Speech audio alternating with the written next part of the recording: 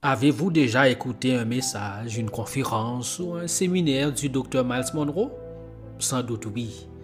Alors, qu'est-ce qui explique la popularité persistante du Dr Miles Monroe après sa mort? Dans cette vidéo, nous allons essayer de répondre à cette question. Restez avec nous. Grandissons ensemble dans la grâce et la connaissance de Jésus-Christ, notre Seigneur. La popularité persistante du Dr Miles Monroe après sa mort peut être attribuée à plusieurs facteurs clés. Premièrement, son héritage spirituel et éducatif. Dr Monroe était un éminent pasteur, conférencier et auteur dont les enseignements ont touché des millions de personnes à travers le monde. En tant que fondateur de Bahamas Faith Ministries International Fellowship, il a consacré sa vie à transformer des suiveurs en leaders, promouvant un message d'autonomisation et de leadership spirituel. Ses livres, tels que Redécouvrir le royaume et devenir un leader, continuent d'être largement lus et traduits, ce qui contribue à sa renommée. Ces livres, qui traitent des principes de leadership basés sur des valeurs bibliques, sont largement utilisés dans les séminaires et les formations pour les leaders chrétiens, offrant des perspectives pratiques sur la manière d'intégrer la foi dans le leadership. Monroe a mis l'accent sur l'importance du leadership serviteur, un concept qui encourage les dirigeants à servir leur communauté plutôt qu'à se concentrer sur le pouvoir personnel. Il a souvent déclaré que le véritable leadership implique de guider les autres vers leur potentiel, une idée qui a résonné profondément dans de nombreuses églises et organisations chrétiennes. Monroe a également encouragé les individus à réaliser leur potentiel donné par Dieu. Il croyait que chaque personne avait un but divin et que le leadership consistait à aider les autres à découvrir et à atteindre ce but. Ses conférences et séminaires ont souvent abordé des thèmes tels que la découverte de soi, la gestion des talents et l'importance de la vision. Sa célèbre citation « La plus grande tragédie n'est pas de mourir, mais de vivre sans but » résonne encore chez beaucoup.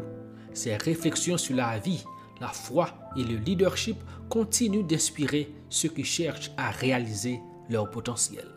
Un des thèmes récurrents dans ses livres, comme l'importance du caractère dans le leadership, est l'idée que le caractère et l'éthique sont essentiels pour un leadership durable.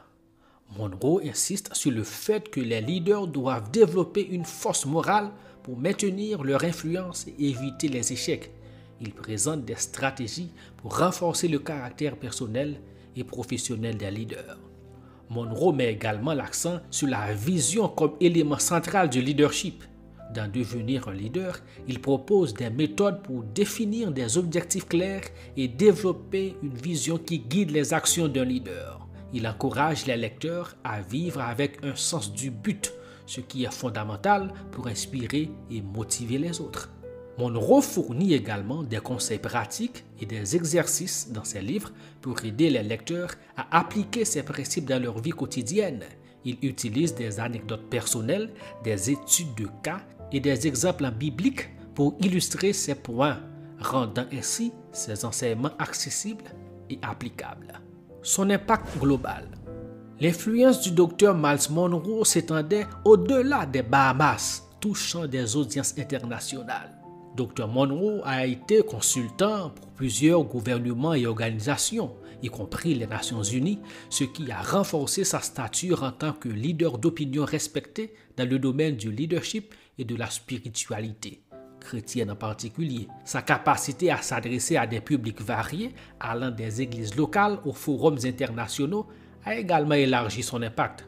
Son ministère, Bahamas Faith Ministries International, a touché des millions de personnes à travers le monde, faisant de lui un conférencier recherché dans divers contextes, y compris des conférences internationales. Tragédie de sa mort.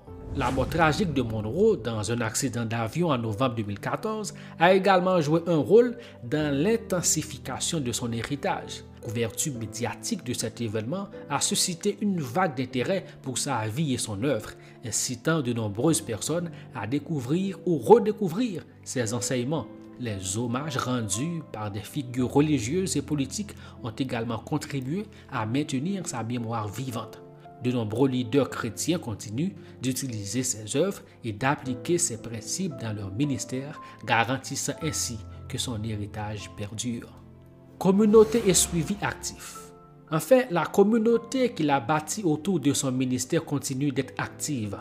Des séminaires, des conférences et des programmes éducatifs basés sur ces enseignements se poursuivent, permettant ainsi aux nouvelles générations d'apprendre de son héritage.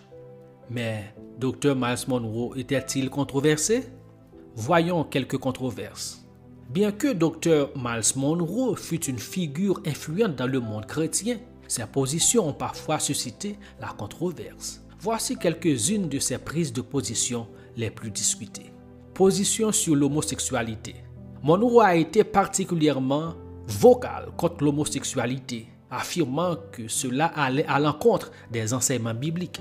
Il a exprimé ses opinions lors de divers discours et écrits, ce qui lui a valu des critiques, notamment de la part de groupes de défense des droits des LGBTQ+.